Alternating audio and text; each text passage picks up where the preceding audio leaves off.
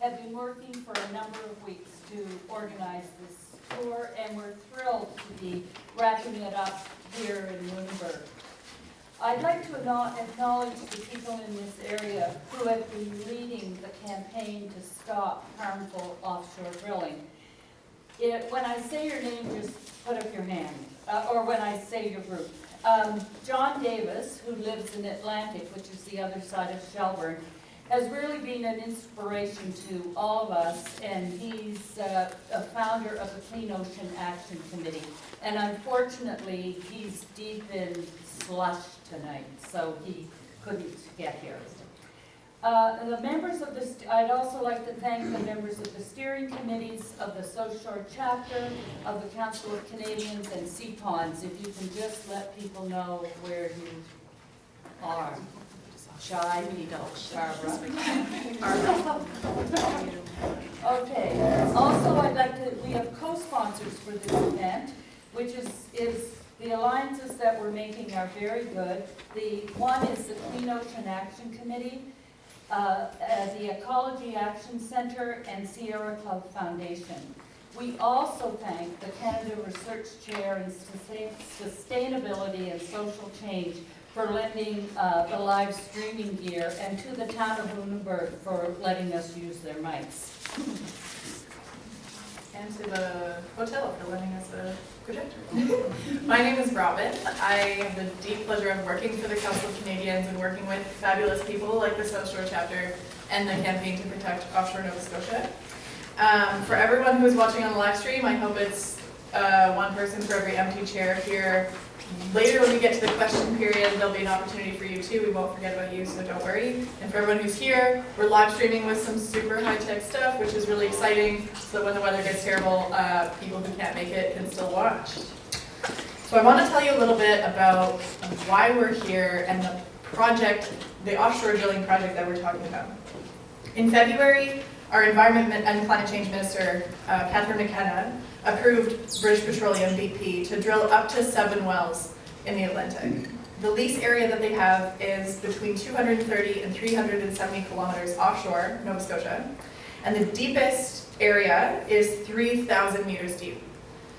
Wells in water this deep are referred to as ultra deep, and this is twice the depth of the Macondo well that led to the 2010 Deepwater Horizon blowout in the Gulf of Mexico. The Canada-Nova Scotia Offshore Petroleum Board, or CSNOPB, as we'll probably say a lot of times tonight, this board needs to give a final approval before the company can go ahead, but BP is planning to start drilling its first exploratory well this spring. It's also important to note that a number of groups that make up the Offshore Alliance, an informal network of fisheries, environmental, and grassroots community groups, we've come together to address these risks.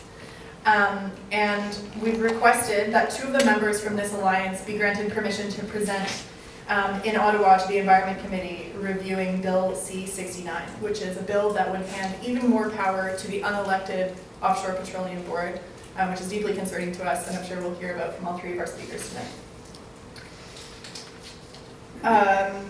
So when BP was approved for this project, our fears and concerns about offshore drilling were heightened. We've always been aware that there are a lot of risks to Nova Scotia associated with offshore drilling, but when this project was approved, we really kicked it into high gear and started thinking about this tour because we realized not a lot of Nova Scotians know what offshore drilling can mean for us. So we, the Council of Canadians, believe that offshore drilling is not worth the risk to our communities, our fisheries, our water, and our climate. And we've been working with the campaign to protect offshore Nova Scotia to support the work they've been doing for a couple of years now, to engage with community levels and ask hard questions about what the risks are for us and for our communities. This is the position that the Council of Canadians takes, and we thought it was worthwhile to bring together panelists with a diversity of opinions and experience. So we've asked them all to come here and talk about the question of whether offshore drilling is worth the risk for Nova Scotia. So everyone will speak to their own experience and research here. So I wanted to show a map, if Angela could give us the next slide. I just want to give a picture. I have a really hard time understanding where in the ocean this is without a good map. So starting on the right side, you'll see there are a few colored blocks. So BP has been approved for the block that's most on the right. And then Shell Canada has also obtained leases, but they don't have an active drilling process going now. And Statoil, a European country or company, also has access to a lease. And you'll see it's very close to the border of the United States federal or the United States waters. It's also very close to Georges Bank, which we know has a moratorium on drilling and has for many years. Great. I like this map because it shows the currents that affect these, or that apply to these drilling areas. One thing that BP has been saying is that it's very unlikely, extremely unlikely, for any oil spilled from their lease to reach the shores of Nova Scotia, and certainly not the Bay of Fundy. But if we look at the currents, this kind of paints a different picture. With an unlikely combination of the winds and the currents, we could very easily end up with a lot of oil in the Bay of Fundy. So this is something I hope Colin will tell us more about. Yeah, and with that, I want to acknowledge that Melissa Labrador has arrived. We're so happy that you made it. And I hope that you will start us off in a good way.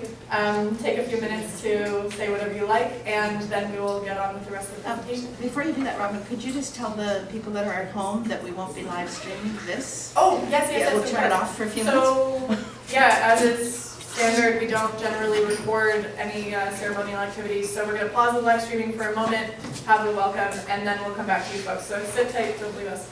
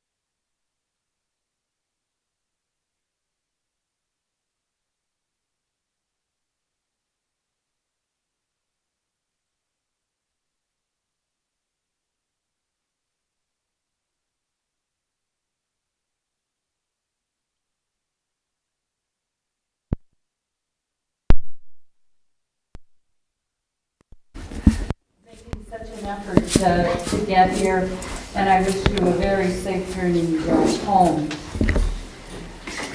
Our next speaker is Antonia Juhasz. Antonia has come all the way from San Francisco. She's a leading energy analyst, an author, an investigative journalist specializing in oil. She's an award-winning writer. Her articles appear in Newsweek, Rolling Stone, Harper's Magazine, The Atlantic, CNN.com, The Nation, Ms., The Advocate, and many more. She is the author of Black Tide, The Devastating Impact of the Gulf Oil Spill. And we had a few copies. We have 3 left. We have Four. four left.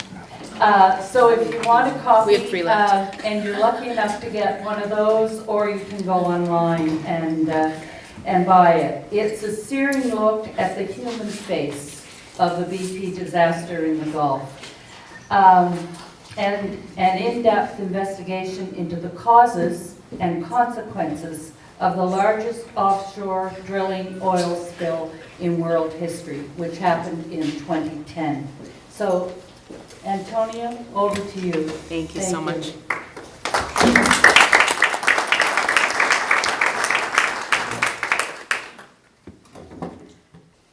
Thank you so much. Thank you all for being here, and thank you for that beautiful welcome.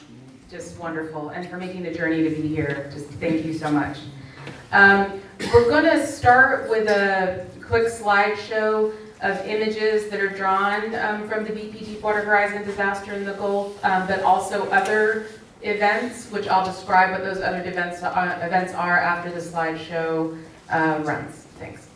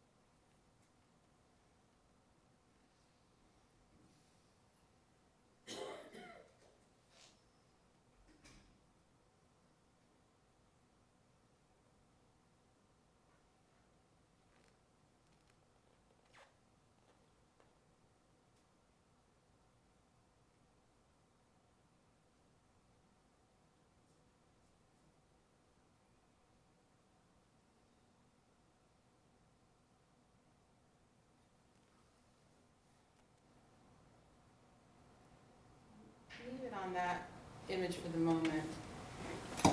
Let me just get my computer open.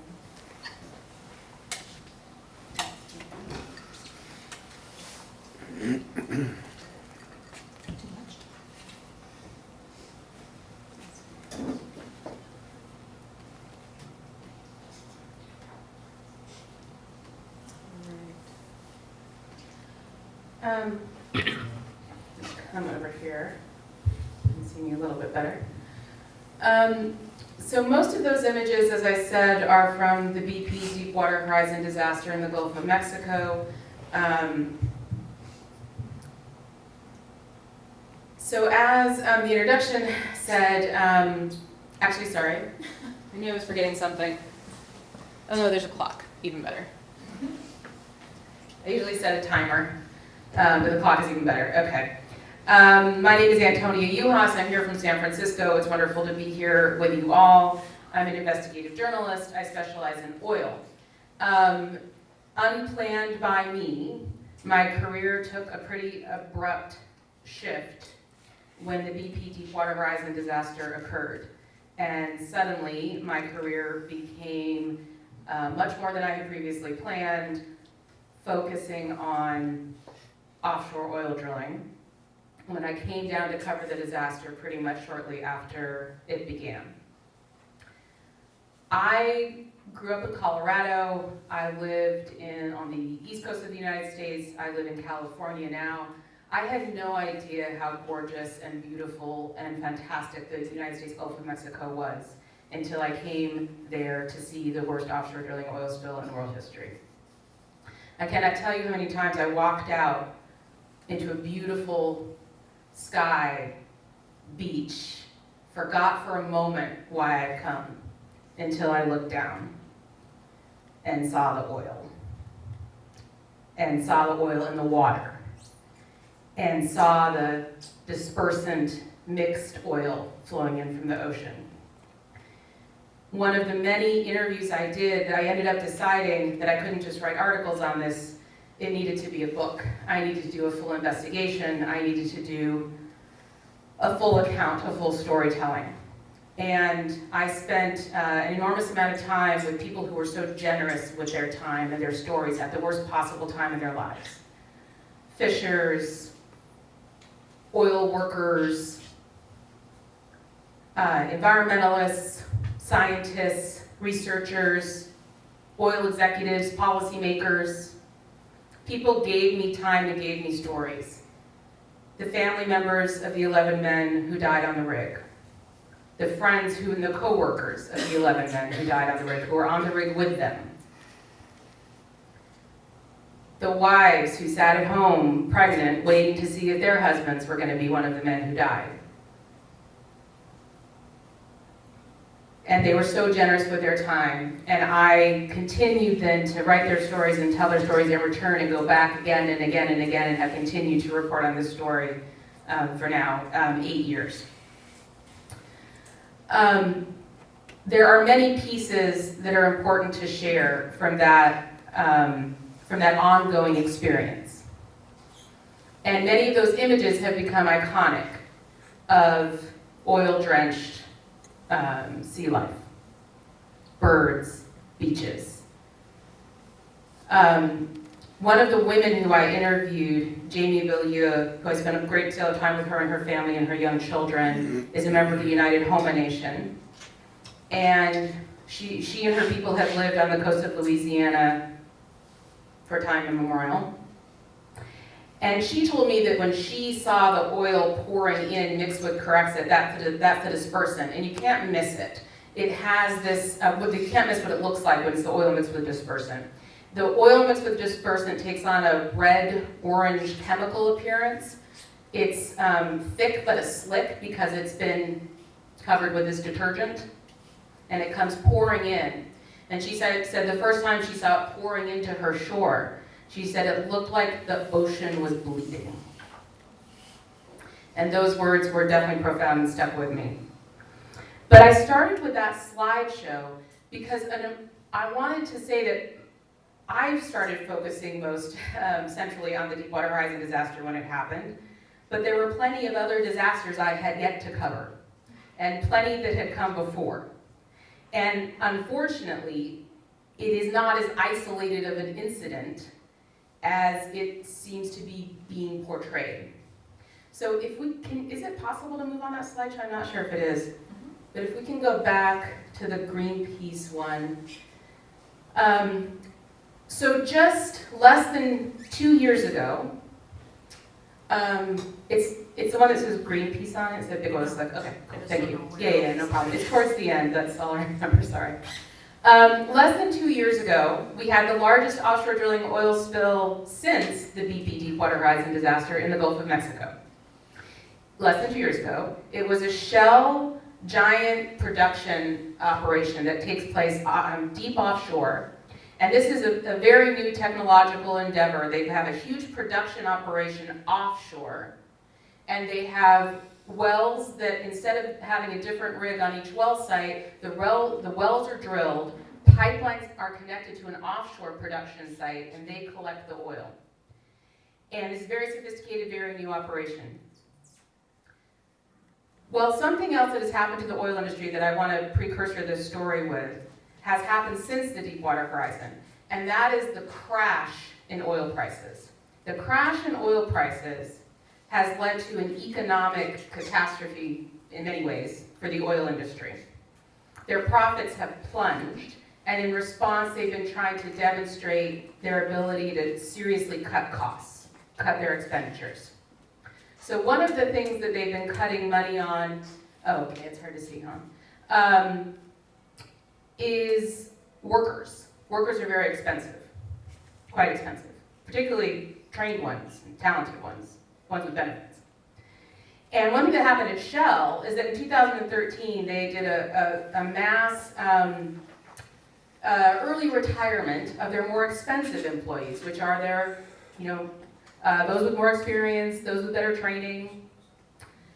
And one of the things that happened as a result of that, I would argue, is that in 2014, Shell had identified that there was a problem in this offshore facility in the Gulf of Mexico, and that was that soil was covering one of these pipes on the bottom of the ocean, connecting the well to the production facility. Now, it wouldn't be that unpredictable that at the bottom of the ocean where there's a bit of sand, you might get some sand on your pipes.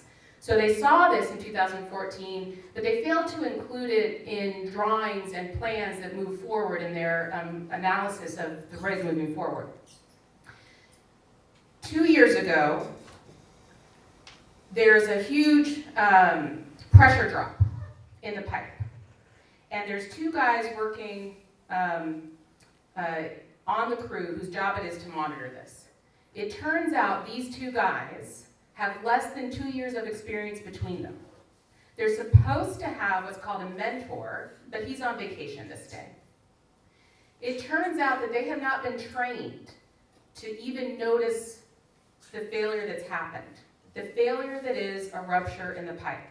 So they're looking here, they're looking there, they're looking somewhere else. They can't find it, they can't find it, they can't find it.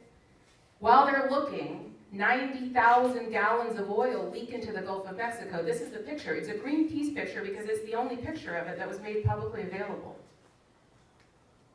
A helicopter sees the spill. It's not the technology that noticed what happened. It's not the employees who noticed what happened. A helicopter sees the oil, and then they realize they have a rupture. And in the time it took to notice the rupture, to shut down the well, 90,000 gallons of oil were spilled. Now this is just 2 years ago. All the lessons learned from Deepwater Horizon, including that they are supposed to have the capacity to recover more oil. Barely a quarter of this oil is recovered, and the rest remains in the Gulf of Mexico ecosystem. So we can put the lights back up. Thanks for showing that. Some of the other photos that I showed there was a black and white one you might have noticed. That's from 1969. That was the largest offshore drilling oil spill in U.S. history at that time, Santa Barbara. There was an offshore drilling oil spill. That black and white photo was all the oil on the beach. People in California did not like to have this massive oil spill in California. They organized a movement in California that succeeded in banning any new offshore drilling in the state or in federal waters. The movement then spread across the United States, creating moratoriums on the Pacific coast and the Atlantic coast. Basically, the U.S. oil sacrifice zone offshore became the Gulf of Mexico, with an exception for Florida, which of course is part of the Gulf of Mexico, but the Gulf of Florida was considered too important and too necessary to protect, so that there's no drilling off the Florida coast in the Gulf of Mexico. All the rest of it, there was drilling. Those moratoriums were put in place initially by the first President, George Bush, then removed by the second President, George Bush, But still, even after the moratoriums were removed, the drilling still basically stayed isolated on wells that were grandfathered in off California, some in Alaska, and the U.S. Gulf of Mexico. Now that those grandfathered in wells, well, there isn't very much of it, and we were told in California you don't need to worry about those. Well, most of those oil-soiled beaches you saw were not from the Gulf of Mexico. Those were from California. That was from the other offshore drilling oil spill we had just a couple of years ago. Also Santa Barbara, an Exxon offshore drilling facility that had been grandfathered in. It has to carry its oil from pipeline. The pipeline comes to shore, it runs along the beach. Pipeline bursts, pipeline spills, all that oil you saw. Before someone figured out there was a spill. The technology didn't notice it, the workers didn't notice it, and this is not to critique the workers. There aren't nearly enough people whose job it is to monitor these pipelines. And all that oil spilled on the beach in California. Those big explosions that you saw, none of those were Deepwater Horizon. Those explosions were the Sanchi oil tanker. The Sanchi oil tanker just last month was one of the largest oil tanker disasters in recent history and the worst, carrying something called condensate, which is a lighter form of hydrocarbon. It's a lighter form of oil. A tanker carrying condensate in the East China Sea ran into another tanker carrying grain. It exploded. Those were all those explosions. 39 people died on board. Everyone who was on the tanker carrying the condensate died. And spills for miles, 4 separate spills, moved out from that rig.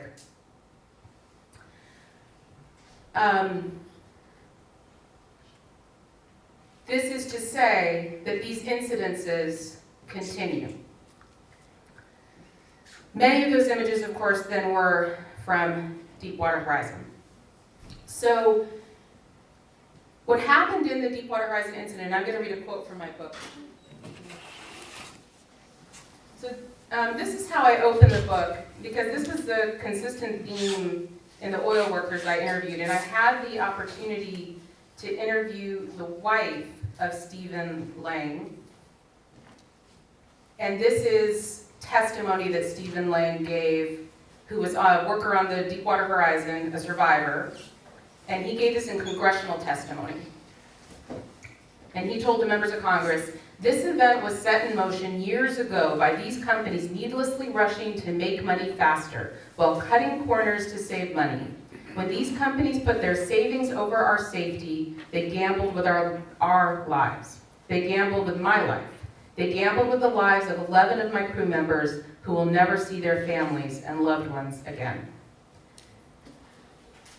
What happened in the Deepwater Horizon disaster was a confluence of events that unluckily happened to this rig, but they weren't isolated to this rig. And one of the important components of this is that many of the components of the disaster didn't just involve BP.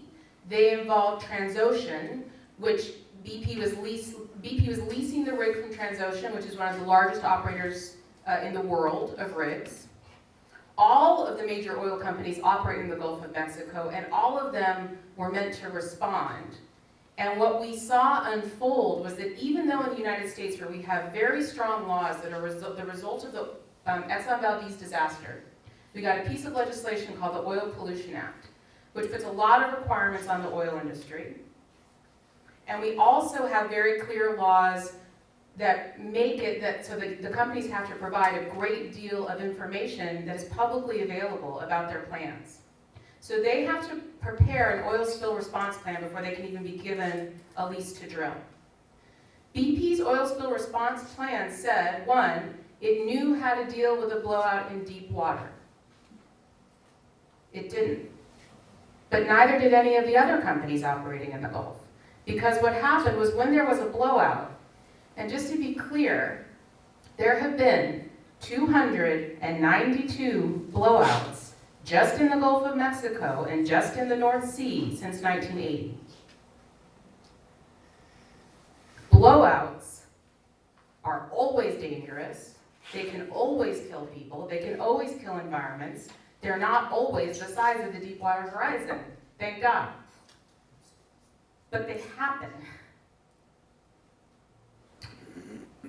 They said they could handle one in the deep water. What happened was the blowout happened, and one of the main reasons, there are many reasons why the blowout happened. One of, to me, the most sort of shocking, as someone who has studied this industry for a long time, given the wealth of the industry, the assurances of, this is very technologically complex, but we really know how to do it. The most important piece of equipment on a deep water rig is something called the blowout preventer, because it's there to prevent a blowout. Sits at the bottom of the ocean. It sits on top of a well. And just so this is the other piece that I think should be clarified that I haven't clarified yet. The plans for Nova Scotia, which I'll go into more, one of the wells that's being planned, at least one, would be twice as deep as the well that BP was drilling in Macondo. But just to be clear what that means, that's only the distance from the ocean to the ocean floor. So that's measuring a distance basically moving like this, right?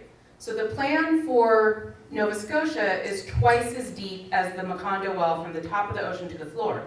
But then they drill another 10,000 feet into the earth. That's just the top. So BP, I have these numbers only memorized in my head in feet, so excuse me, was at 5,000 feet. Someone can convert it to meters for me.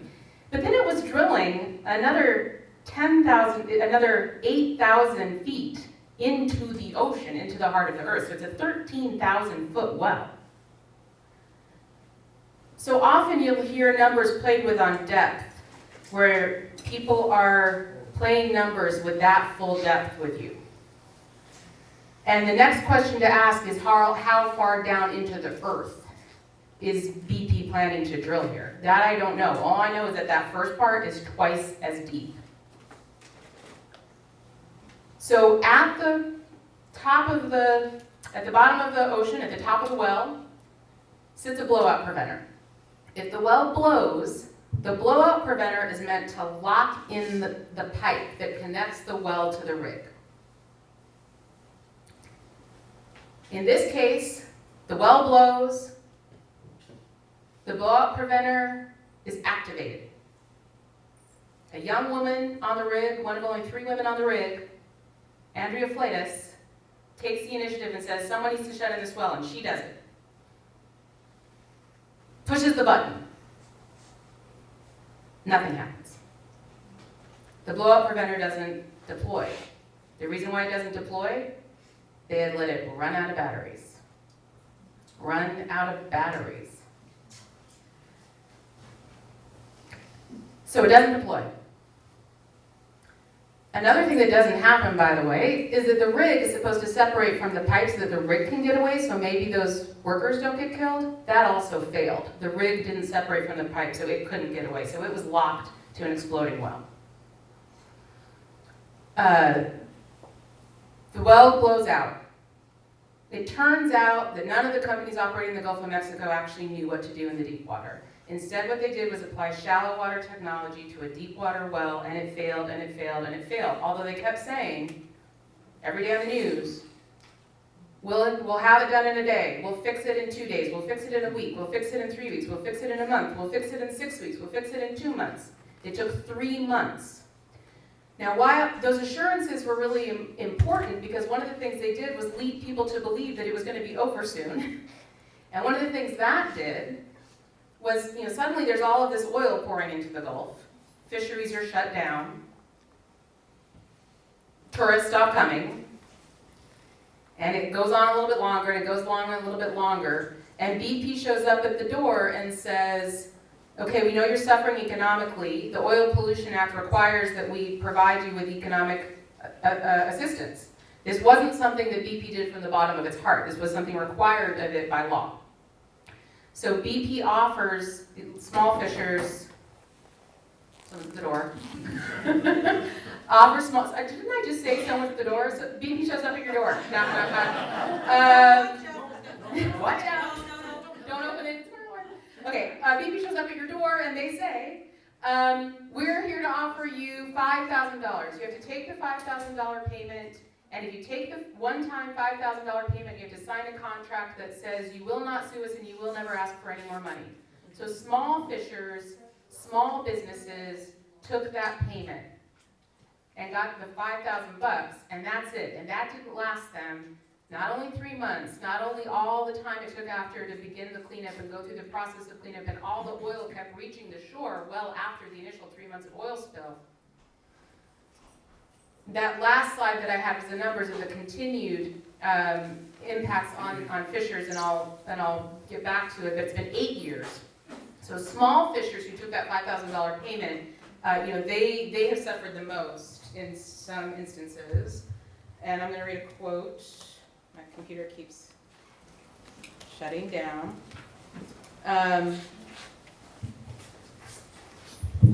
And this is a quote from Byron Encolade of the Louisiana Fishermen's Association. And he's someone who I continue to go back and visit regularly in the Gulf of Mexico. So Byron is from the small Louisiana fishing community of Pointe-à-la-Hache, Louisiana. It's a primarily African-American oystering community. He told me, when I most recently interviewed him, asking him about the ongoing impacts on oystermen there, they're basically ruined, Byron told me. Like his family for generations before him, he's an oysterman, and he said, we're doing bad. We keep saying it can't get any worse, and it keeps getting worse. There's no oysters on the east bank of the river, none. Now former oystermen are supported by parents and grandparents. Their hopes of sending their own children to college have been dashed. Now that last slide that I had up there showed the statistics, and I'll just read them now. So this is from before the spill to now. The decline in Gulf-wide catches of oysters declined by 6.6 million pounds between 2009 and 2016. I got this data from the National Ocean and Atmospheric Administration. They sent me tables that arrived the day I arrived here. So it's the latest data. Gulf shrimp catches declined by 37.5 million pounds during the same period. Over the same period, the percentage of U.S. oysters from the Gulf fell by from 61% to 45% today, while Gulf shrimp declined from 81% of the U.S. total to 72% today. Can you quickly put on that PowerPoint that I also put on that disc? So one of the amazing experiences that I had in covering this oil spill was that I got to be in a submarine, the Alvin submarine. I spent 2 weeks on a scientific research vessel with Dr. Samantha Joy, an amazing scientist and her team, studying the ongoing effects of the Deepwater Horizon oil spill. 2 years after the spill, I went out on this research mission with them, and I got to ride in the Alvin submarine to the bottom of the Gulf of Mexico at the site of the Macondo blowout, getting closer to the blowout than anyone had since the disaster other than BP. And what we saw, we might not see it, sorry, I didn't let them know that I was going to do this, so. We saw two things that are very important. The first thing that we saw from the bottom of the ocean was nothing.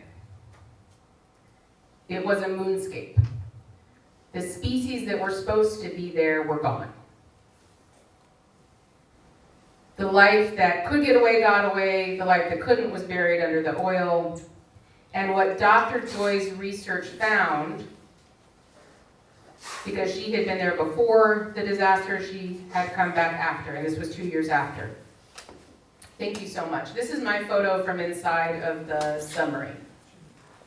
So that is a research arm getting soil samples. Can you move forward? I think I might have it forward. No? There it is. That's the seafloor. The next one. That's the seafloor. Okay, hang on for a minute. What you're supposed to see is life. This isn't the Galapagos. It doesn't look like an underground forest. But there's supposed to be critters. There's supposed to be worms. There's supposed to be things floating around. There's a little bit. But there's not what we were supposed to see, and it's not what she would see before the disaster in the same spot. But what she did get are samples that found that there is up to 2 inches in depth a carpet of oil, 30 million gallons of oil that still remains on the ocean floor. And the critters that are there, so the bad news is there aren't all the critters that there should be, but the critters that are there are eating the oil. And they are carrying it, of course, up the food web. Now, you can, all right, here's just some sense of, real quick, the species death. So, maybe you can move forward one.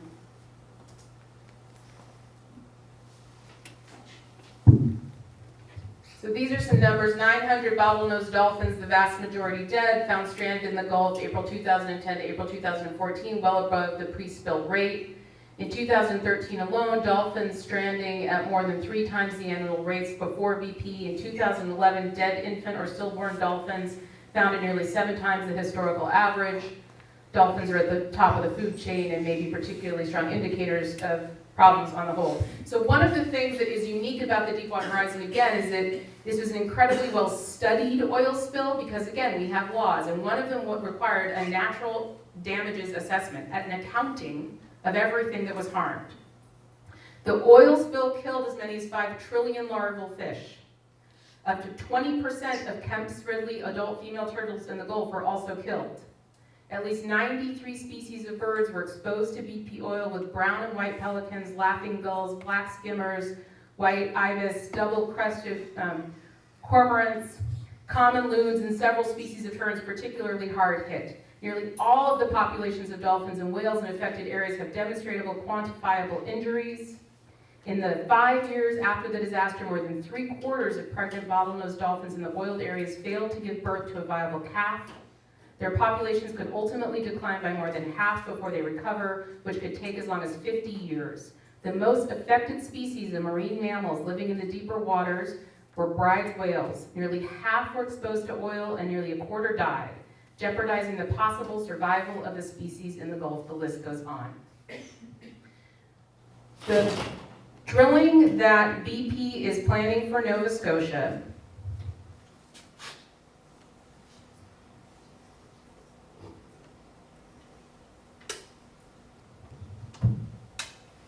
You can move forward. I'm just going to end on Cat Island. Sorry.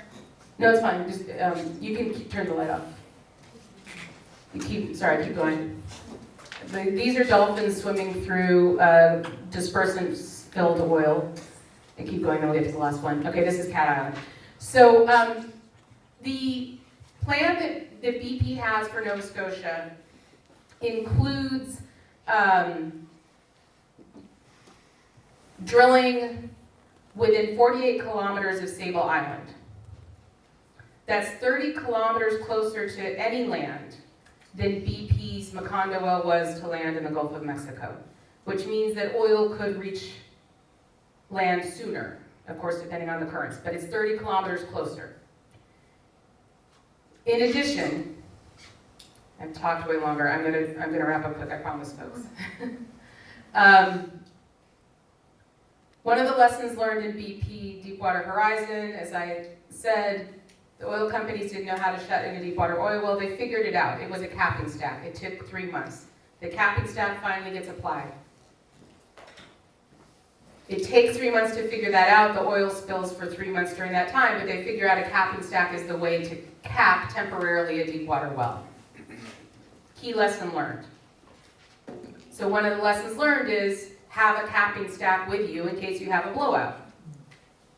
Here, the closest capping stack is going to be in Norway, which is 2 weeks away to get here. The other lesson learned was the only way to shut in a deepwater well, the only way permanently, a capping stack is a temporary solution, it's a temporary cap, is to drill something called a relief well. It took 152 days to drill the relief well in the Gulf of Mexico, during which time the temporary cap could have failed at any moment. The relief well took 152 days, you intersect it with the original well, you stop it up. So lesson learned, the only way to stop a deepwater blowout is to drill a relief well. So you drill a relief well at the same time as you drill your original well, so if there's a disaster, you can stop it up and not wait 152 days. That's definitely not happening here. So one of the many sacrifices in Louisiana, and this is where I'm going to end, and thank you for giving me more time, organizers, I know you're getting anxious. This is Cat Island. Cat Island was a beautiful bird rookery, a barrier island off the coast of Louisiana. Rich in bird species, a beautiful place to be. Cat Island was eaten by oil. The oil went over Cat Island, and this is what it left. Everyone describes it as a fire, but this is what the oil left. And that's what I'll leave you with. I look forward to your questions. I thank you again for having me, and thank you for being here.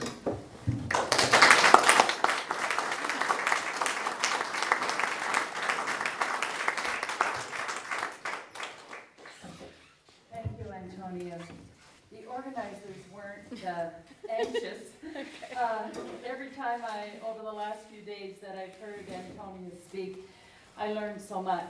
It's also just been lovely to meet someone who you feel like you've known for a very long time. So thank you for coming and sharing with us and helping us with this important campaign. Thank you. Although we have been identifying British Petroleum because they're due to arrive on our shores very shortly, the problems with offshore drilling apply to all the oil. The same regulatory process applies to all the oil and gas industry. So we need to be concerned about anyone who is heading out there to drill. In 2016, Shell was off our shores. They faced harsh weather while trying to drill an exploratory well. And I think I understand from you, Antonia, that the exploratory wells are more prone to accidents than other wells? During the development drilling and exploratory drilling is when the vast majority of blowouts occur. So that's what we're up against. As a result, Shell, their miscalculation of the harsh weather out in our North Atlantic, which I'm sure most people in this room could have given them some advice about. As a result, the ship dropped 2 kilometers of pipe that landed a mere 12 meters from a wellhead. And this is a quote from John Davis, our friend in the Clean Ocean Action Committee. He says, if they had hit their own wellhead, and if they had been an oil-bearing site in terms of their drilling activity, that they would have had a major disaster. Nothing more than the luck of the draw allowed them to escape that. Nothing to do with their technical capabilities, nothing to do with their safety mechanisms, just plain luck.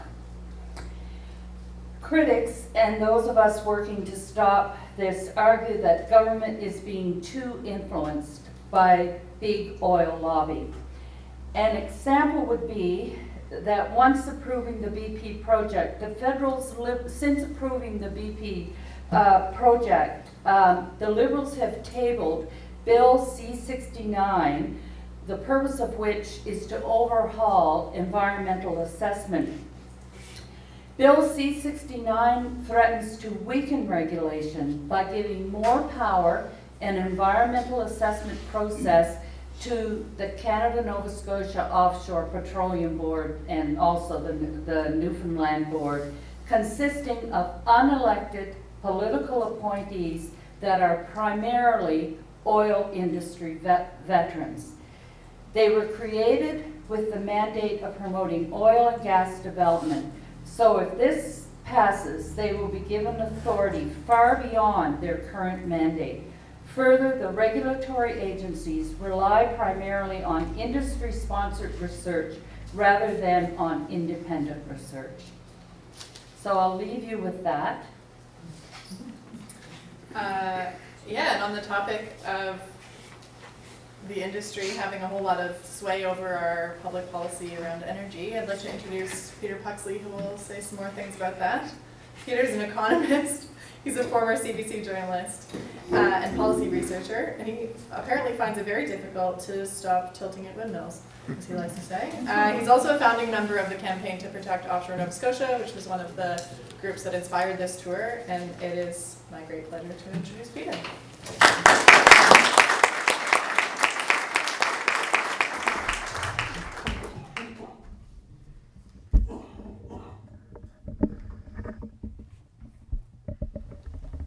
Thank you. Given the picture that Antonia has so ably painted for us, the horrendous after effects of BP's Gulf Horizon's disaster, in fact, it's not alone, it just happens to be one of the worst. You're probably asking yourselves the question of the day, which is, why is BP's drilling program in offshore Nova Scotia about to go ahead, despite the science and despite the risks? In the 2015 federal election campaign, Canadians made it very clear they wanted a renewed commitment from all parties to restore and strengthen protections for the environment and address the threat of galloping climate change. And to their credit, the successful Trudeau Liberals made some really great promises.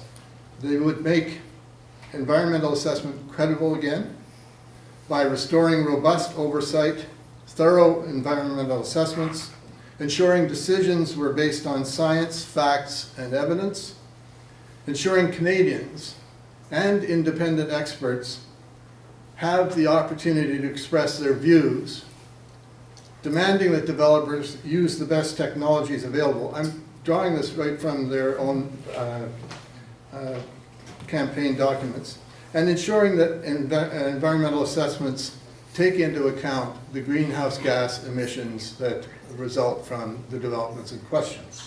All very important, admirable promises. And most important, the Liberal platform made a remarkable statement. Quotes, while governments grant permits for resource development, only communities can grant permission, unquote. And I'd like to look at that and underline its importance as a commitment, as an idea, from the perspective of the issue of risk. Risk assessment is a very sophisticated and mathematical science, and you can be sure that when BP applied to drill its Deepwater Horizon well in the Gulf, it provided the US regulators with an assessment of the risk of a blowout, backed by the very best engineers their money could buy. And their conclusion, a blowout was extremely unlikely. The regulators accepted that assurance and approved the project. And in the environmental impact statement for its Scotian Shelf drilling program, BP claims it's learned the lessons of the Gulf Horizon's disaster. And once again, it claims that a blowout in Nova Scotia's offshore, in water, remember, twice the depth of the Macondo well, is extremely unlikely. And the Federal Minister of Environment and Climate Change, Catherine McKinnon, accepted those words in giving BP Ottawa's blessing just after Christmas. The CNSOPB, the Canada Nova Scotia Offshore Petroleum Board, is virtually certain to agree that the risk of a catastrophe at the BP drill site is extremely low. But is that conclusion on its own enough to give the development a go-ahead? Of course not. Whatever one thinks about the scientific basis, and history provides us with plenty of reasons to be skeptical of the low-risk claim, two other key pieces of information are needed before we can assess the value of a project. These seem awfully obvious to me, but they seem to be missing in the equation. One is the potential benefit from the project sufficient to entertain the risk involved. And two, when all things are considered, is the risk an acceptable risk? Without going into detail, because there's so many chapters in this story, the economic benefits from proceeding with another offshore development here are greatly exaggerated. And the costs, like the risk, are underestimated. Employment during the past 16 years in the oil industry off Nova Scotia has averaged about 300 jobs a year for Nova Scotians. Investments in renewable energy, in alternative renewable energy sources onshore would have a much better payoff for the dollar invested. Royalties over those 16 years amount to $1.9 billion. That's about what our lobster exports, or our fishery, Seafood overall. seafood exports earn in 1 year.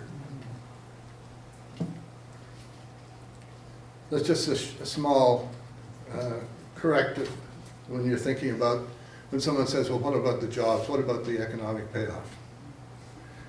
More to the point, though, Minister McKenna gave BP the green light to explore for new oil and gas reserves, highly costly oil and gas reserves, when the best opinion around the world concludes that anywhere from 40 to 80% of our current known reserves must stay in the ground if we're to meet our Paris climate change commitments. I'm wondering if Ms. McKenna and her boss have given up on Paris, or maybe there's just another story going on here. So we have a development with few net economic benefits, and one that increases the likelihood of catastrophic climate change. The question is, are we willing to threaten our economic base, particularly in southwestern Nova Scotia, our communities and our marine ecosystems, for that kind of investment? And surely the question of what is an acceptable risk is the most critical determination of all. And who makes that decision? The Liberals got it right in their election platform. While governments grant permits for resource development, only communities can grant permission. The question of what is an acceptable risk is fundamentally a political question. It's not a scientific question. The legitimate answer can only come from those who bear the lion's share of the risk. Yes, only communities that bear that risk can grant permission. I put it to you that the approval of BP's drilling program in our offshore represents first and foremost a failure of our democracy. The exclusion of our communities from the decision-making process is not an oversight. And understanding that is an essential piece of the puzzle. We talk of captured regulators, like the CNSOPB, dominated as they are by unelected veterans of the industry they are supposed to regulate. They think like the industry, and while their mandate entails a massive conflict of interest, because they are expected to facilitate development while regulating it in the public interest. But the problem is bigger than that. The relevance of the oil industry extends into the relevant federal and, the influence of the oil industry extends into the relevant federal and provincial departments, like the Department of Natural Resources, Department of Environment, and even into the government itself.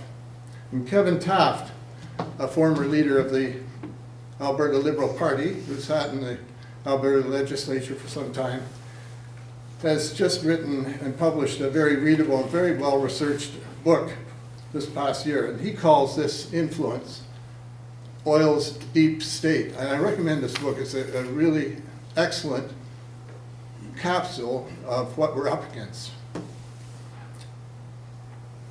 He sees the industry subverting democracy in Edmonton, in Regina, in Ottawa. Oh, I've got a few more things to say. And yes, in Halifax too. So how do we take back democracy for decisions regarding oil and gas projects? We do so with a serious commitment to informed public participation. And Canada has a homegrown model and it dates from the last Trudeau government in the 1970s. The Berger Inquiry, an inquiry into the advisability of building the largest energy megaproject in Canada's history up to that point, a pipeline from the Canadian Arctic, the Beaufort Sea, up the Mackenzie Valley to Alberta. Pierre Trudeau appointed Justice Thomas Berger to lead that inquiry, and Justice Berger ensured that the Dene and Inuit, the Northwest Territories' indigenous people, would have the means to hire their own experts, lawyers, carry out their own research on their historical land use patterns, culture, and traditional economy, and cross-examine oil industry witnesses. And non-Indigenous public interest interveners were also provided with the resources to meet the industry on a level playing field. Berger saw uncovering the public interest as his responsibility wherever it took him. And the inquiry and its report were exhaustive. And the result was a moratorium pending the resolution of outstanding land claims. In today's federal government, if it were sincere in its campaign promises, the Berger Inquiry provides a blueprint for the kind of public hearing process Nova Scotia needs before deciding on projects with the catastrophic potential of BP's or Statoil's or Shell's drilling programs. The issue deserves such treatment, and we have a right to be heard. This is about democratic legitimacy. Only well-resourced public participation in hearings throughout the communities that bear the risks of offshore drilling can give the decision-making process legitimacy. And such hearings must take place in front of a reformed regulatory agency that, unlike the CNSOPB, truly represents the community at large and not just the industry itself.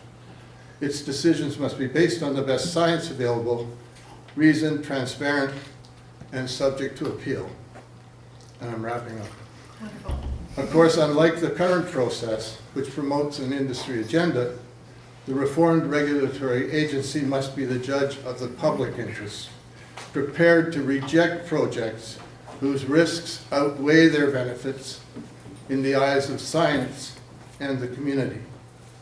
And that's the only legitimate way to make these decisions. And my mouth is dry.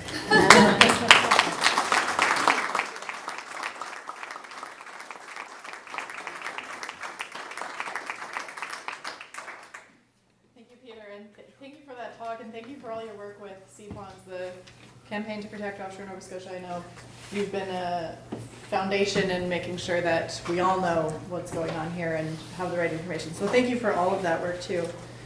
As Peter mentioned, climate change is a big concern when it comes to offshore drilling and fossil fuel expansion of all kinds. So one of the reasons that the Council of Canadians is concerned about the pursuit of offshore drilling is because of that, the reality and the current context of the climate crisis that we're facing.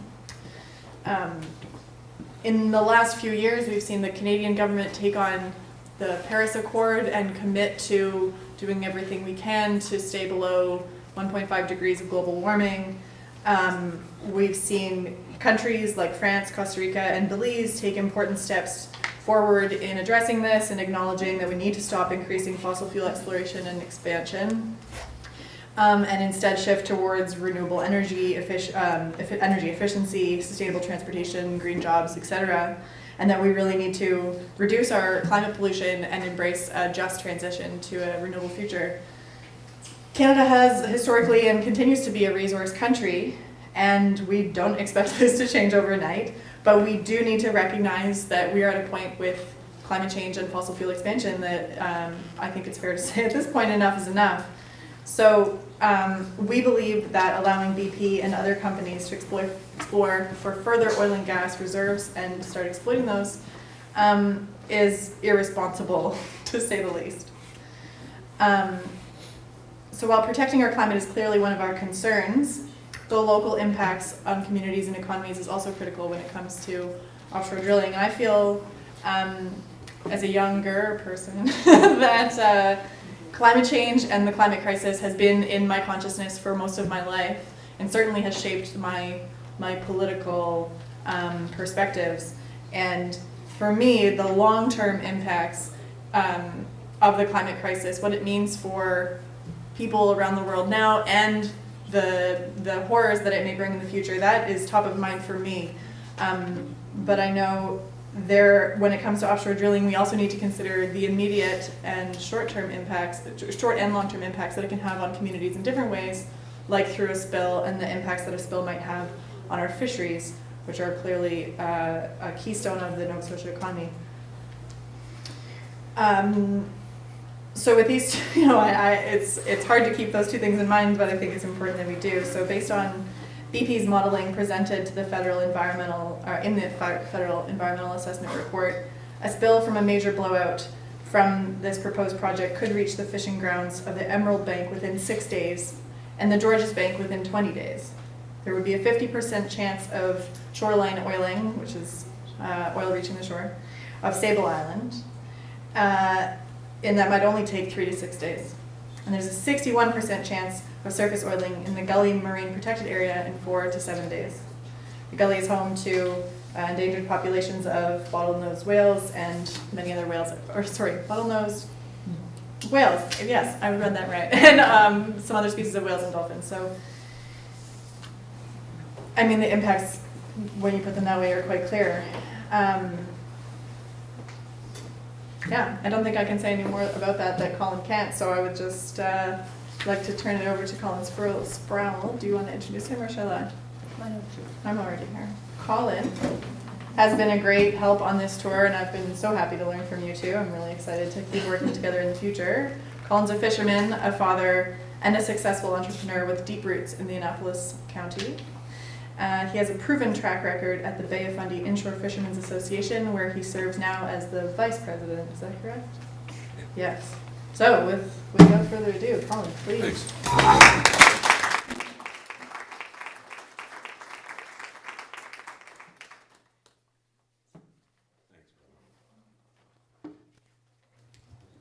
So my name is Colin Sproul, as Robin told you.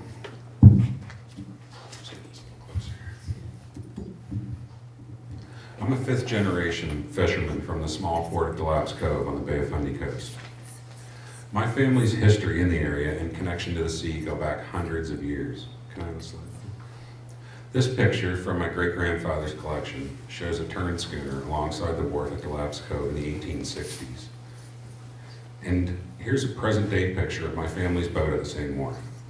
In many ways, things are much the same today as they were then.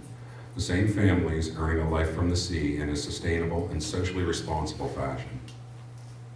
Here's some shots of my brother and I at work on the boat. This is truly a family tradition for us.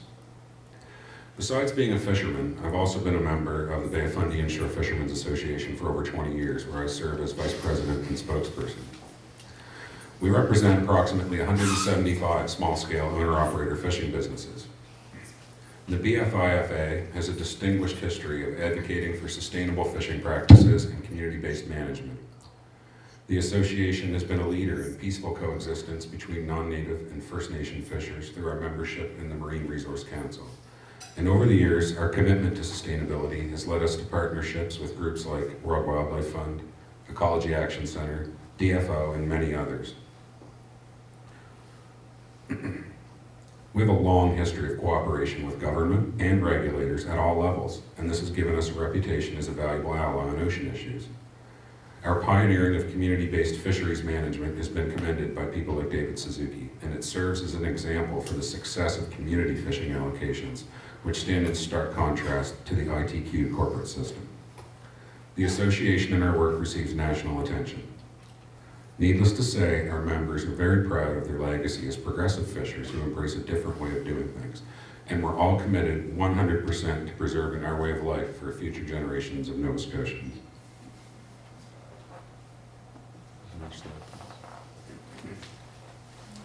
So I came here today not to argue against an industry, but to argue for an industry.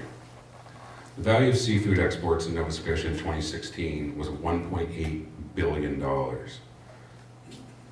We created 25,000 direct jobs on the water and as many more on the land. We have a booming boat building industry with a 5-year waiting list all across these counties for $1 million boats as fast as they can be turned out. But the key to our industry is that we deliver a diffuse economic benefit into the most rural and remote regions of this province. That is something that large-scale industry has never been able to achieve in rural Nova Scotia.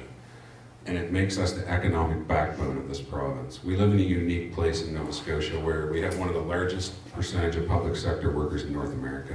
More than 4 in 10 people in Nova Scotia work for the government. At some point, people in Halifax need to connect the zeros on their paychecks to the resource extraction economies in this province, especially sustainable ones like owner-operator commercial fishermen and small-scale sustainable forestry. It's the key to our future. But more important than any of that is the cultural identity of Nova Scotians. No matter how far we go away, we all belong to the sea. We all feel it, we all identify with it. It's at the center of our culture, and it's at the center of our tourism business, which last year represented $3 billion in sales in this province. There's no way we would have that tourism industry without the sea. People come to Nova Scotia for seafood, to see fishermen at work, and to experience our pristine coastline. And none of that can be underestimated in the prosperity of this province. Areas like Barrington and Yarmouth and Digby are bright spots in what can be dismal economic conditions in rural Nova Scotia, and it's solely dependent upon the lobster fishery. The last 2 years, the highest truck sales in Canada were at the dealers in Yarmouth, in that tiny little town, bigger than any dealer in any city in Canada. And that's a really easy statistic that rings true with people, right? Can I have the next slide, please? We're in a unique position right now in Nova Scotia where sustainable fisheries management and sound policy has led to booming catches across this province. We now extract more value from our fishery than we did before the groundfish collapse. At the same time, we have rapidly expanding markets in Asia and in Europe, and for the first time in history, we're enjoying a 20% export advantage over our American competitors. We're poised for an explosion in value in the seafood industry over the next 10 years in Nova Scotia. The last 4 years, we've enjoyed nearly 10% year-over-year growth in the industry. It's incredible. Growth in the energy sector over the same period is around 2.5% per year. Beyond that, this is truly a renewable resource. These landings have continued unabated for 400 years, and the resiliency of the Scotian Shelf is proven by the decimation that was inflicted on it by poor fisheries management by the federal and provincial governments, leading to the groundfish collapse. We see in 20 years it recovered to produce even more value for this province. It's really, really incredible. It never ends, but oil dries up. The next slide, please. We're doing things right, and our proof is in the pudding.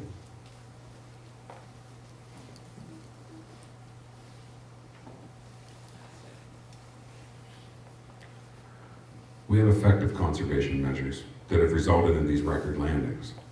But beyond that, we are taking great strides as fishermen to limit our impacts on the environment and do things like cooperate with the federal government to limit impacts on North Atlantic right whales. I sit on the Independent Advisory Committee for North Atlantic right whale recovery.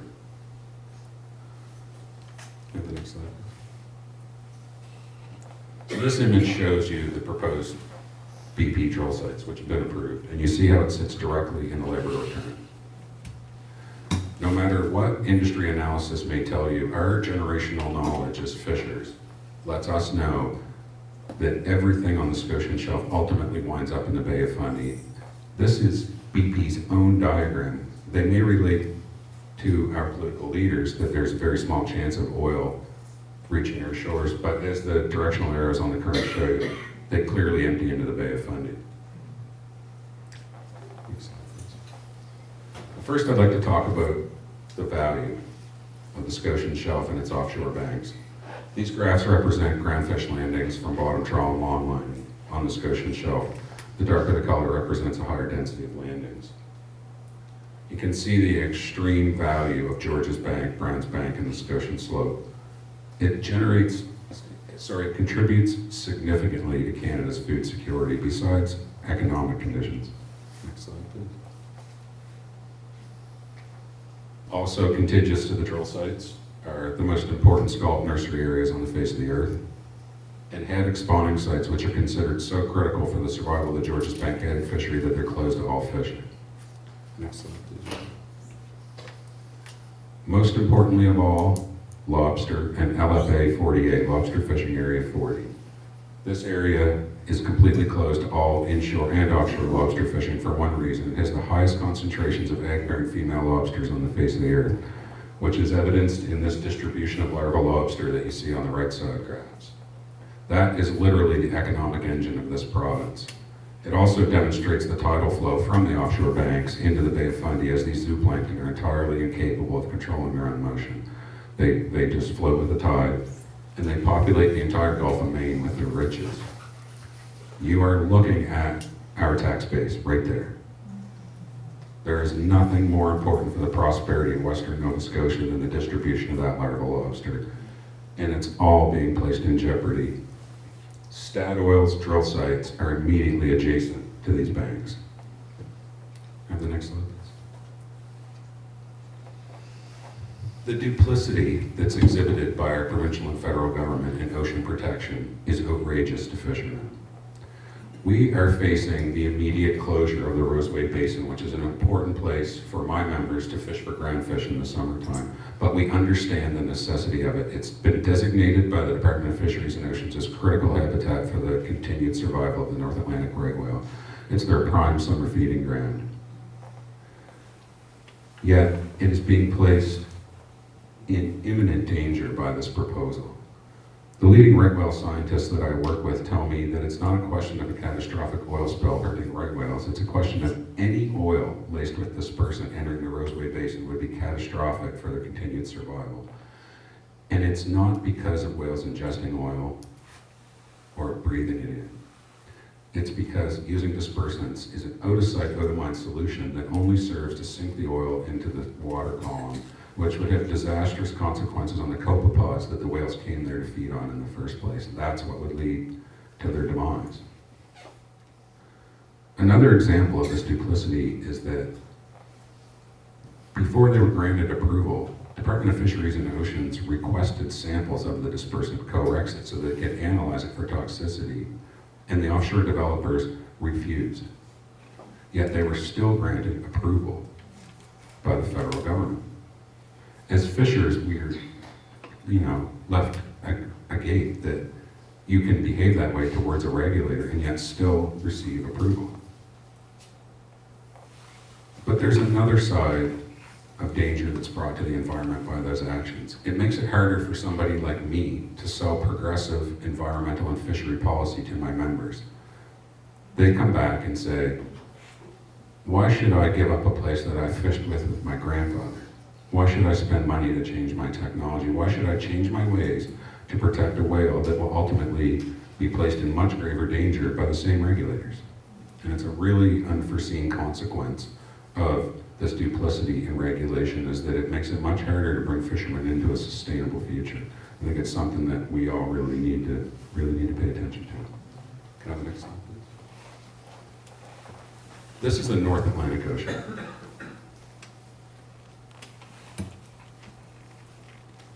The potential spill area sits within the massive tidal flow of the Bay of Fundy, which would result in one of the fastest moving oil spills on Earth. Our average wave heights in the North Atlantic are never below 1 meter, and the average current is never less than 1 knot, which are accepted levels to use skimming and boom technology, which was used in the Gulf of Mexico. So even with those technologies being used there in a placid sea with much better conditions for using them, they still cleaned up less than 10% of the oil. What would that mean for cleanup here in the North Atlantic Ocean? Our winter conditions are very harsh, and the drill sites are much further from the emergency response port of Halifax, which has been designated by BP for all service operations. I don't think it could be underestimated how different it is here from the Gulf of Mexico, and there is no precedent for drilling in water this deep, in conditions this harsh, and this close to a critical spawning ground, possibly the greatest fishery spawning grounds on the face of the earth. These are literally the reason that Canada was founded. We all know that this is what drew Europeans here. Next. These graphs really well demonstrate the tidal flow on the Scotian Shelf. Georges Bank, which is critical to our continued survival, has a closed loop rotating gyre. Any oil that enters that area will hang on the bank, laced with dispersant, and settle on to just the most amazing spawning grounds on Earth. Creating a worst case scenario for us. Our spawning grounds destroyed, oil reaching the Bay of Fundy and the South Shore, generating economic ruin in Nova Scotia, in western Nova Scotia. But more importantly of all, our reputation as a producer of the world's best seafood would be forever ruined. Would you eat fish from Prince William Sound? Wait a minute, why do you even know where Prince William Sound is? Because it will forever be synonymous with tainted waters. Even if our seafood managed to recover from a catastrophic incident, our markets would not, and we have fought hard to get that market share. In terms of compensation, it's impossible to compensate people for a situation like this. Exxon spent more money fighting Alaskan fishermen in court than the value of the judgment they were awarded. They waited 25 years to receive 10 cents on the dollar for their losses, and in the meantime, 20% of the fishermen died. That would be even worse here in Nova Scotia, where the average age of an owner-operator fisherman is 57 years old. The next slide, please. There are better ways. Norway has a strong oil and gas industry coexisting with a well-managed fishery. They have successfully protected their fishery spawning grounds and have appropriate safety equipment on the site. We don't feel we're obstructionists or NIMBYs to ask for appropriate safety measures here. My job is to get the best deal that I can for Nova Scotia's fishermen, and that is no drilling on the Scotian Shelf. It is not worth the risk. But in the end, we deserve at least the protections the Norwegians afford their fishery. The most ironic situation that I find in all of this is that Statoil has been granted sites to drill in the most sensitive areas of all. Statoil is a Norwegian state-owned corporation, and they will be coming here to drill, yet they won't be bringing their capping stack with them. Is that the Norwegians' fault? Certainly not. I hold no resentment in my heart for BP or Statoil executives. Their job is to generate an ROI for their investors, and they do a very good job of it. The fault here lies with the Nova Scotia and Canada and federal governments and their inability or unwillingness to act as an unbiased regulator of this industry. And that is where our attention should be focused, not on BP.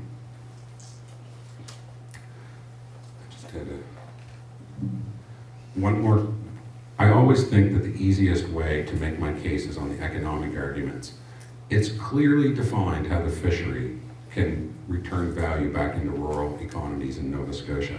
What I ask all of you and what I ask our leaders is show me one defined mechanism to return value from this industry back to these rural communities. The only possible way is remittances from royalties. Are you willing to rely on altruism of people in Halifax to give money to these economies, because there is no other mechanism to bring it here?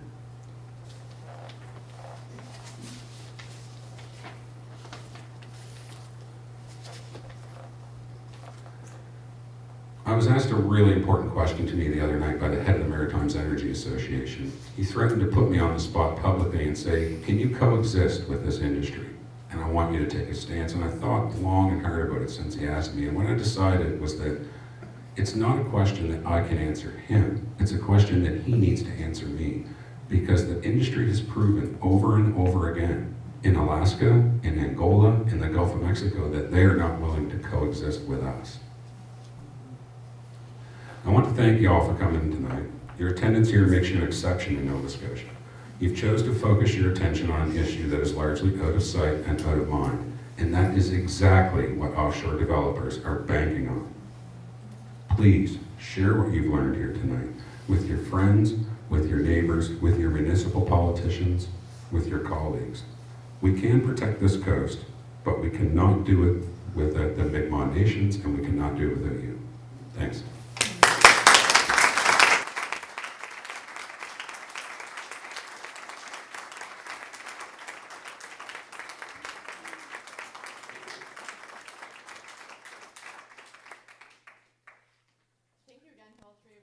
you for sharing all of your knowledge today and for the last few days.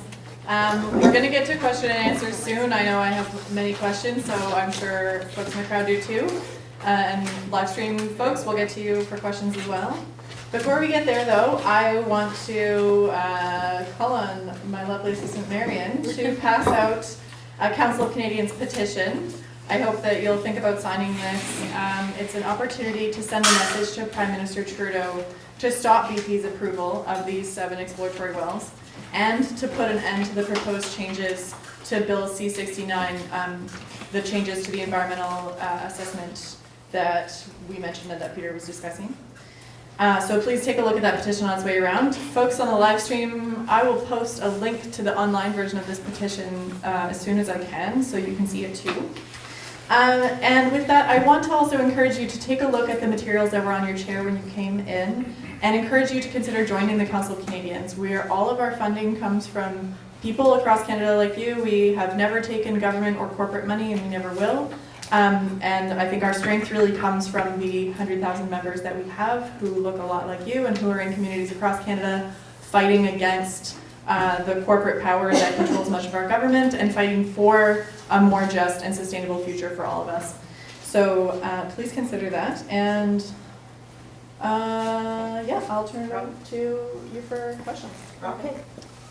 Oh yes, one final thing. On your way out the door, if you think you have any money burning a hole in your pocket, please feel free to dump it in the basket. Half of the money will go to cover the cost of this tour, or some of the costs of this tour, and the other half will stay right here in the community supporting folks who are fighting offshore drilling right here in southern Nova Scotia. So if you feel the need and feel pushed to do so, please give generously. Thanks. We have about 20 minutes for questions. I know that that's not very long, but on this stormy night, I'm sure you want to head out. The plan is that I'll take 3 questions, and then the panelists will answer. And I'll ask you to please ask the question, like not take about a minute to do that without a lot of dialogue in between. So if someone has a question, or some people have questions, Mark? The cost of decommissioning these oil fields or these platforms, I didn't hear that tonight. I'm just wondering, does that come out of the royalties, the 1.9 billion that you would get, or? It has to come out of the royalties. Okay. Great. Someone else? Let's ask all the questions first, yeah. This would be for you, I think. When they're doing exploratory drilling and so on, are there large levels of noise involved with that, like seismic activity in order to drill wells? Because we've got whale migration routes going through there, and that's how they communicate. Another question? Mine's a real strange one. Would it be possible for me to share a very brief story with the panel and with the room directly involved with this issue? Shall we see if there's another question? Yeah, first and then- let's do questions, and maybe at the end, Nancy, do that. Yep, thank you. Another question? Okay, well, let's go with those. Okay, There's quite a push on right now by the CNSOPB, multiple. Going around talking to municipalities, this is where this came from, it's quite a package that they give out. And the question I'd make is, for instance, I look at this and it says dispersants. Studies conducted by the Environment Climate Change Canada compare dispersant to common household products and show that it's less toxic than baby shampoo. All right? This is some of the information being spread around here. That's toxicity of that, but there are other items in here. It's quite a discrepancy. You might make a comment about the politics that's going on here and what the public is being told. okay. Anyone want to start with those? You want to go ahead and start? Did you want to talk about the seismic and the decommissioning? Okay. Should we bring maybe a microphone over here?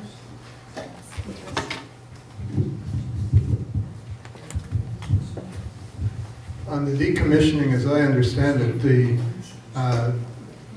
government in power at the time when the Sable Island development was in store made a commitment to cover a chunk of the decommissioning costs at the end. It looked like something well down the path, a lot further in fact than it turned out. But it's going to run to at least $180 million, I believe, and that would have to come out of, when you do the calculation of what the net benefit in terms of royalties was to the province, that would have to come out of that number. Just on the last question, I think the point here is, we can dispute what's in the document you were just reading from, but we have no opportunity to do so in public, in a forum where we get to cross-examine the people who come forward with that kind of evidence, find out what it's based on, test it against contrary opinion. That's what's missing right now, is a public forum in which all evidence can be put on the table and the public at large can be educated and can make a judgment for themselves. That's what we lack. So the CNSOPB has the resources to go around and paint one particular picture, and that's not good enough. Being a show for the industry. Seismic testing is really the most significant component of what you're talking about, of the harm that's done in the seismic phase, which is the phase of exploring using seismic testing to get a profile of the area, what the hydrocarbons might be, where they might lie. And this is standard operating procedure, right? Standard operating procedure. So this happens whether we cannot have a blow, just have business as usual. And just have the seismic testing. I'm not an expert on seismic testing. There are others who are. John Davis is one. I know he's eager for us to talk more about seismic testing. Where there has been a great deal of study and pushback against seismic testing is in the U.S. Atlantic. So what I would add on that point is that in the United States, as I had mentioned, we had moratoriums on drilling on the Pacific coast, the Atlantic coast, the Gulf side of Florida and all of Florida, and a large part of Alaska. When Trump came in January, Trump proposed opening all U.S. waters to offshore drilling. There was immediate upset and pushback among the American population with protests from California to the Carolinas. The pushback included Republicans, Democrats, tourism boards, environmentalists, fishers, elected officials, governors. The 13 attorneys general, again, Republican and Democrat, of the coastal states closest to Nova Scotia on the U.S. Atlantic, almost every single one, joined together to write a letter to the Trump administration to declare their firm opposition to offshore drilling.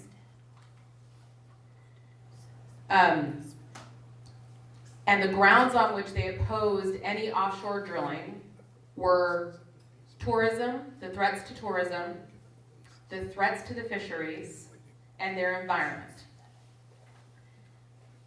Maine specifically cited the unacceptable threat to its lobster industry in its vehement opposition to any offshore drilling, including, and it was an opposition to the seismic testing as well.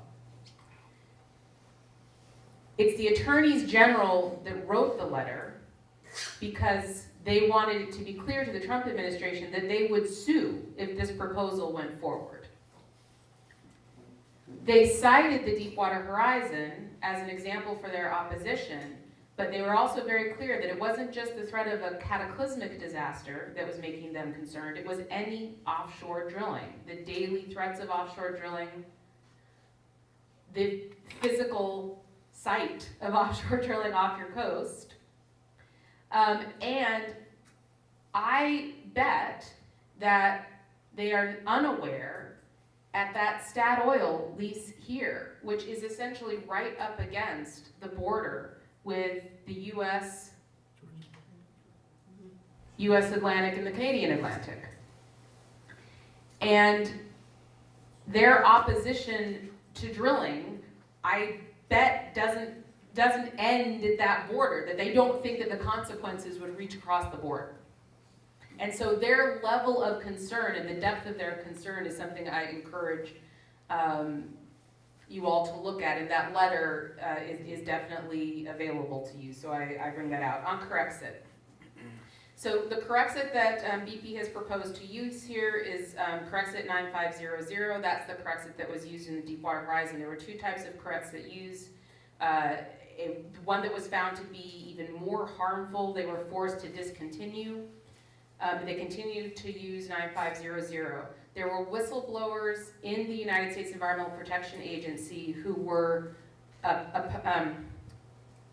so upset that 9500 was permitted that they came out, they blew the whistle, they released the chemical components of Corexit 9500 when the company would not.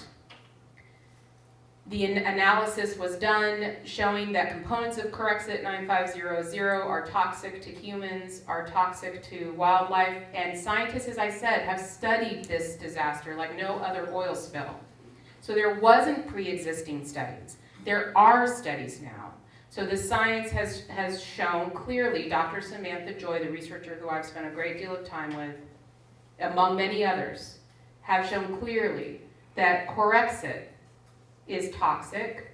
Oil, we all know, is toxic to humans, toxic to wildlife, but the combination of the two is even more toxic than either alone.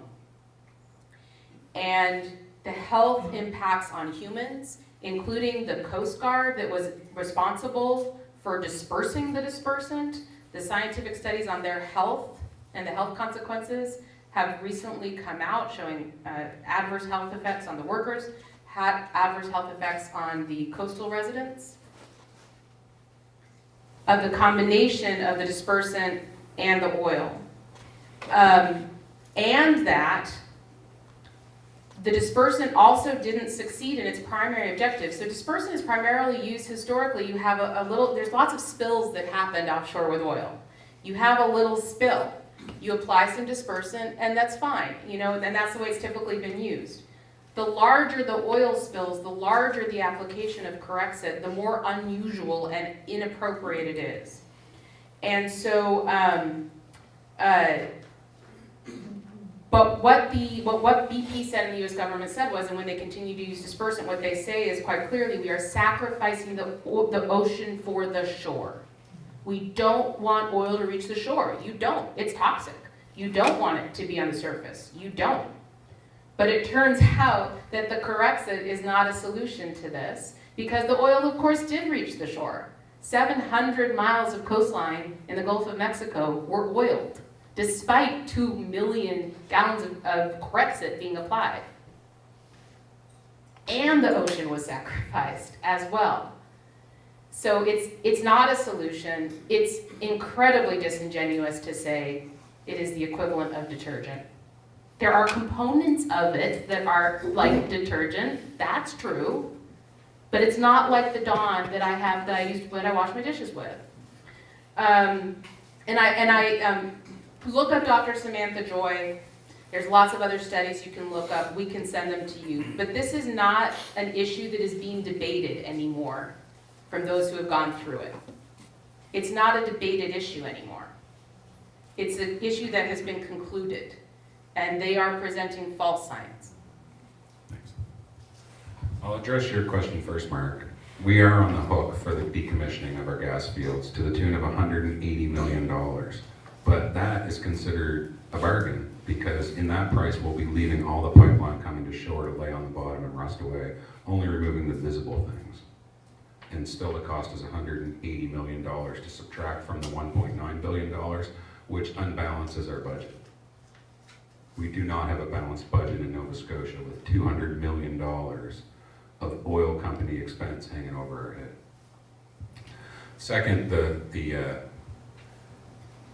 sonic testing. is, for me, the immediate fear that we see as fishermen is the zooplankton, the larval lobsters on George's Bank that are proven to be their cellular membranes are really susceptible to the acoustic disturbance. We're incredibly terrified to see Statoil come and start that process this summer adjacent to the bank. It's just ridiculous that there isn't a better set of, that there isn't more data for regulators to look at on that.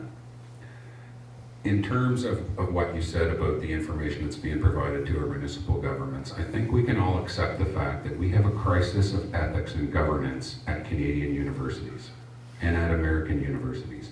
I'm not sure if it's their fault that they've been forced to grovel for research money from oil companies, but it's at the heart of this problem, and that needs to be addressed. Those universities in Nova Scotia are the recipients of incredible amounts of our tax dollars, and they should be functioning in our behalf as well. Here, here.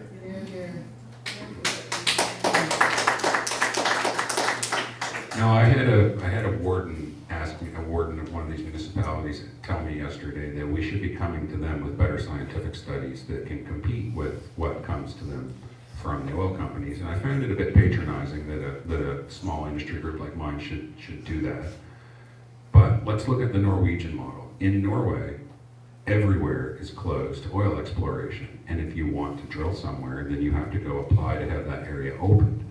But before that can happen, they have a comprehensive assessment process. And the first thing that happens is that people like me can get registered as interveners and be fully funded just as good as the oil companies. And the result of that is that an unbiased regulator can make a decision with the best information based on the best interest of their communities, because we're all on the same level playing field to start it. So I think that is the only way that you can have an informed debate and an informed decision and make a good regulatory decision. Okay, are there 3 more questions? There are a few from the live stream that I want to Okay. ask, and also that one. Got one? So where are we now in the process where drilling will soon start? Okay. I have 2 more questions. Okay. One is, do lobster fishers in this province have access to this information? Have they taken a formal position, and are they organizing against offshore oil exploration? If not, what is preventing this? And the other question is, other than writing to our MPs, what other action can we take? Perhaps everyone can reflect on that, and I can offer suggestions as well. Can you just repeat the second question again, Robin, please? Which of the points about? Yeah, do lobster fishers have access to this information? Have they taken a formal position? Are they organizing? If not, why? You want to start? He was going to start. Oh, okay, go ahead, I'm sorry. Process You were asking where Where things we are. stand at this point. Shell has been approved, well, it's about to be approved. Sorry, BP, get it mixed up. They have an application before the CNSOPB to drill their first 7 wells. The EA, their environmental assessment has been accepted by the federal government and approved by the Canadian Environmental Assessment Agency. So the only barrier remains is the requirements that the CNSOPB will impose upon them when they go to drill their first well. And that's the first of 7. And they'll have to apply in each case. Statoil has the leases to start a drilling program, but they would also, when they decide they want to start drilling, go through the same process BP's going through with an environmental assessment. The word is that they're going to wait a little while because they want to see what happens with BP and hopefully some reports on Shell's second drilling well, which we don't know the results from yet. And then, of course, there's Shell has further wells that it may choose to apply to drill as well. So those are in the offing. I'll skip answering the what to do questions so that I can turn it over to you all. And maybe just say, because I'm seeing a lot of really worried faces right now, there is precedent for, at this phase, things not moving forward. So just very recently, in Australia, BP applied to drill. It was a very similar plan to this. The Australians looked at the proposal. One of the things that changed their mind was an analysis by Professor Robert B., who is a 30-year Shell engineer, including working here in Nova Scotia, who became a risk assessment manager, left to focus exclusively on risk assessment on offshore drilling. He advised the National Oil Spill Commission, commissioned by the President to study the Deepwater Horizon disaster. This is what he does. He analyzed BP's plans for Australia, and he said they are dramatically underestimating the risk of a blowout, and they are dramatically overestimating their capacity to address it. He, among many others, presented their findings to the Australian government, which then determined this is not going to go forward, it's not safe. I've asked Professor B to look at the publicly available data on BP's plans here. He has said it is identical. Dramatic underestimation of the potential risk, dramatic overestimation of the ability to address the risk.